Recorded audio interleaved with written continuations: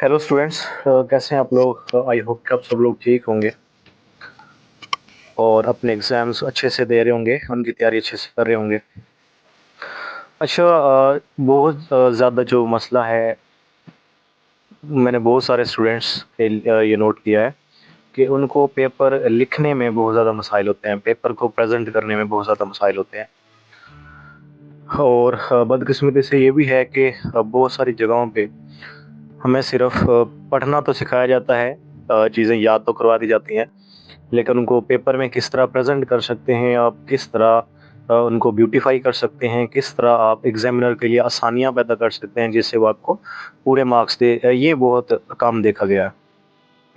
तो मैं ना इस चीज़ को बहुत इम्पोर्टेंट समझता हूँ कि अगर आपने सब कुछ याद किया हुआ है और आपकी पेपर प्रेज़ेंटेशन जो है वो सही नहीं है, आपने उस पेपर को अच्छे से लिखा नहीं हुआ, तो मेरा ये ख़्याल है कि आपके जो मार्क्स हैं वो वहाँ से काफ़ी ज़्यादा कट सकते हैं। ये बाज़ औक़ात ऐसा भी होता है कि एग्ज़ामिनर चेक करते वक़्त यानी किसी मूड में अगर बैठा हो तो वो आपके जो यानी पेपर प्रेज़ेंटेशन अच्छी ना होने की वज़ह से फिर वो समझता है कि इसने शायद ऐसे गलत-मलत लिखा होगा। तो इस वज़ह से आपके जो नंबर कटने के चांसेस होते हैं वो ज़्यादा होते हैं। अब मेरी ख़्वाहिश और कोशिश ये है कि आप लोगों की पेपर प्रेज़ेंटेशन के ऊपर भी मैं बात करूँ। जिस तरह आपने चीज़ों को अच्छे से तैयार किया है, ज़ाहिर है आपने तैयारी की होगी अच्छे से। तो अब आपने ये भी ख़्याल रखना है कि उस पेपर को आपने, उस मटीरियल को आपने एग्ज़ाम कॉपी के ऊपर किस तरह आपने इस इतना ब्यूटीफ़ाई करना है कि एग्ज़ामिनर उसको देखते ही आपको मार्क्स देने पे मजबूर हो जाए। तो ये मेरे एक स्टूडेंट का पेपर है, जो मैंने अपने एकेडमी में उस टेस्ट ले रहा हूँ उनसे। तो उसमें से ये उसने जो एक पेपर हल किया है वो मैंने सैंपल के तौर पर आज अपनी वीडियो का हिस्सा बनाया है, ताकि आपको एक मोटिवेशन मिल सके कि आप इस तरह से अगर पेपर हल करते हैं तो ये देखें कि जिस तरह इसको फुल मार्क्स मिले हुए हैं, तो आपको भी एग्जामिनर जो है वो चेक करते ही फुल मार्क्स दे देंगे। तो आपने कोशिश करनी है कि मैं जो टिप्स बताऊंगा आपने सबको याद रखना है और उनको फॉलो भी करना है एग्जाम में। चलिए स्टार्ट करते हैं वीडियो अपनी। तो अब इसमें देखें, ये मैंने पेपर सैंपल के तौर पर रखा हुआ है आपके सामने। अब इसमें सबसे पहले जो मेन बात है वो आप ये देखें कि इसने मार्कर यूज़ किया हुआ है। पहला पॉइंट आपका होना चाहिए कि आपने मार्कर के साथ दोस्ती करनी है जी, कट मार्कर के साथ। कट मार्कर को इस्तेमाल करना आना चाहिए, कट मार्कर को पकड़ना आना चाहिए, उर्दू और इंग्लिश दोनों चीज़ें उसे लिखनी आनी चाहिए। अगर आप कट मार्कर से दोस्ती कर लेंगे तो एग्ज़ाम में आप बहुत कम टाइम में इस तरह की अच्छी हेडिंग्स और अच्छे डिज़ाइन बना के अपने पेपर को प्रेजेंट कर सकते हैं। तो चलते हैं जी। इसका पहला पॉइंट आपने ये देखना है कि इसने मार्कर यूज़ की हुई है। उसके बाद दूसरी चीज़ जो कि बहुत इंपॉर्टेंट है, हेडिंग्स। हेडिंग्स बनी हुई है, देख लें, हेडिंग्स मार्कर के साथ लिखा हुआ है, हेडिंग्स को मार्कर के साथ लिखा हुआ है। चलें स्टार्ट करते हैं। अब इसमें देखें कि पेपर के अंदर आपके पास जो आंसर शीट होगी आपने उसको इसी तरह से प्रेजेंट करना है। ये बच्चे ने एक ब्लू मार्कर यूज़ की है और एक ब्लैक कट मार्कर यूज़ किए हैं। ये दो मार्कर है जस्ट, और एक आपका ब्लू पेन। ये सिर्फ तीन चीज़ें हैं पेपर लिखने के लिए जो आपके पेपर को प्यारा भी बना सकते हैं और आपको नंबर भी अच्छे दिलवा सकते हैं। कौन कौन सी चीज़ें जी? एक आपके पास ब्लू मार्कर होना चाहिए, एक आपके पास ब्लैक मार्कर होना चाहिए और एक आपके पास इंक वाला पेन होना चाहिए। इसके अलावा आप जो इतनी सारी चीज़ें लेके जाते हैं उनकी ज़रूरत वैसे नहीं होती। तो इन तीन चीज़ों से भी आप अपने पेपर को खूबसूरत बना सकते हैं। चलें जी, अब इसमें देखें कि पेपर में आपके पास क्वेश्चन नंबर होता है और क्वेश्चन के फिर पार्ट्स होते हैं। तो आपने जस्ट क्वेश्चन नंबर लिखना होता है और क्वेश्चन नंबर का जौन सा पार्ट आप करना चाहते हैं, जौन सा पार्ट आपको सबसे ज़्यादा आपने वो करना होता है। जिस तरह ये देखें, मैंने पेपर में क्वेश्चन नंबर 2 दिया था, तो इसने क्वेश्चन नंबर 2 लिखा है और उसका फर्स्ट पार्ट, ये जो फर्स्ट पार्ट है ये इसने यहाँ पे नंबर 1 के फॉर्म में लिखा हुआ है जी। उसके बाद फर्स्ट पार्ट क्या था जी? फर्स्ट पार्ट था compare organic and inorganic chemistry या डिफरेंशिएट बिटवीन ऑर्गेनिक और इनऑर्गेनिक केमिस्ट्री। तो इसने ये देखें मार्कर की हेल्प से दोनों की हेडिंग्स लिखी हैं और फिर उनकी यहाँ पे डेफिनेशन है, यहाँ पे ऑर्गेनिक केमिस्ट्री की और यहाँ पे इनऑर्गेनिक केमिस्ट्री की लिखी हुई है। दूसरी बात आप ये देखें कि अब ये एक ऐसा सवाल था जिसमें उसने कंपेयर करने का कहा था या दो चीज़ों के दरमियान डिफरेंशिएट करने का कहा था। तो उसने ये बीच में लाइन लगा के फिर लिखा है, एक साइड एक डेफिनेशन इस तरफ लिखी है और दूसरी डेफिनेशन इस तरफ लिखी है। तो मैं आपसे यही कहूँगा कि ऐसे सवाल जो कंपेयरिंग की शक्ल में होते हैं या दो चीज़ों के दरमियान डिफरेंशिएट की शक्ल में होते हैं, तो उनको आपने इस तरह से बीच में ये लाइन लगा के लिखना है और हेडिंग्स की शक्ल में लिखना है। तो इस पेपर को आप एक नज़र देखें, जो मेन पॉइंट्स है वो मैं आपको बताता जाता हूँ।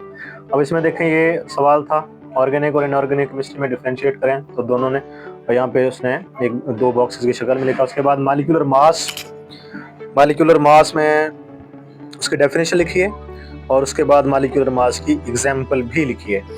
तो यहाँ से अगला पॉइंट देखें कि आपके पास अगर किसी चीज़ की सिर्फ डेफिनेशन पूछी गई है और उसके साथ एग्जाम्पल उन्होंने मेंशन नहीं की हुई, तो आपने लाजमी तौर पर उसके साथ अगर उसका फार्मूला है या उसकी एग्जाम्पल है या उसका यूनिट है, तो वो लाजमी तौर पर शामिल करना है।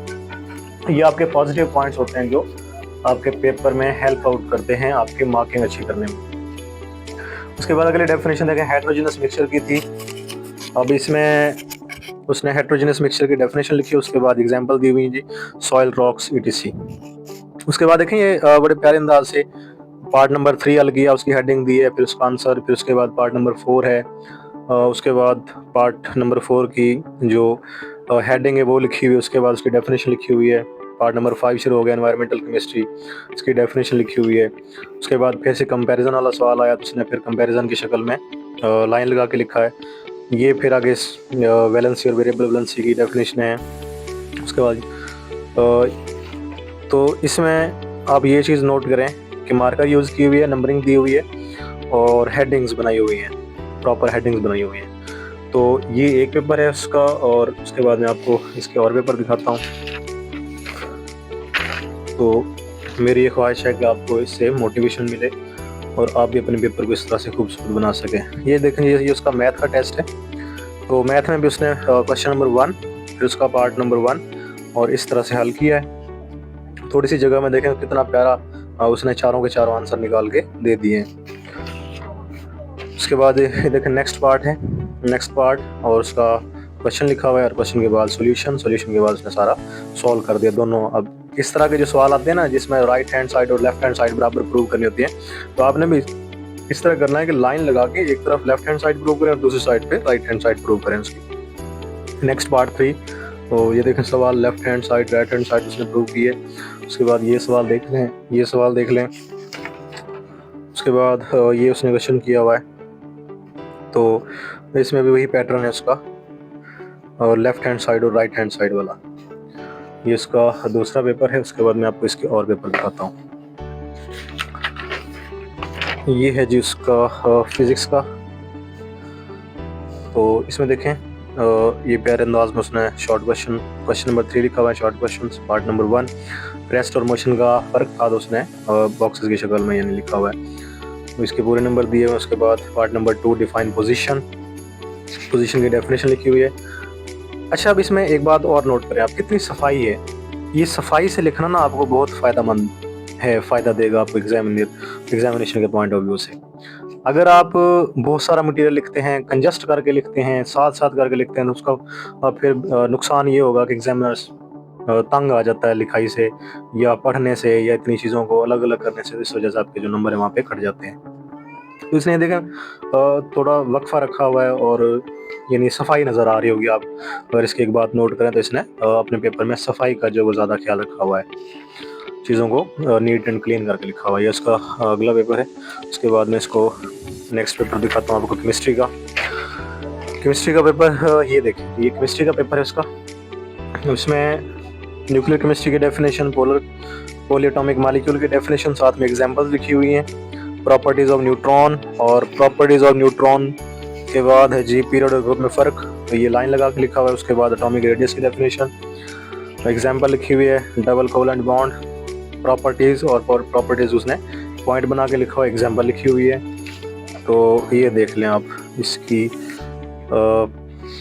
क्लीननेस देख लें, पेपर की प्रेजेंटेशन देख लें, मार्कर को किस तरह यूज़ कर रहा है, कौन सी मार्कर कहाँ पे ज़्यादा सूट करेगी, हेडिंग पे, मेन हेडिंग पे, नंबर पे, एग्जाम्पल पे कौन सी मार्कर ज़्यादा सूट करेगी, ये चीज़ आप इसकी नोट करें। तो ये दोबारा उसका मैथ का पेपर आ गया है। सवाल को ब्लैक मार्कर से लिखा हुआ है, नंबरिंग ब्लू मार्कर से दी हुई है और पेपर, और ये जो सवाल है वो आप पेन से हल कर रहा है। ये तो इसमें देखें इसका 1 नंबर कटा है, तो देखें वो कहाँ से कटा है। इसके क्वेश्चंस देख लें आप सारे। तो आपने यहाँ से मोटिवेशन हासिल करनी है और कुछ ना कुछ सीखने की कोशिश करनी है जी। इनमें पूरे मार्क्स हैं, तो उसका 1 नंबर कटा हुआ है। वैसे कहाँ से कटा है, आई थिंक इस क्वेश्चन से कटा होगा।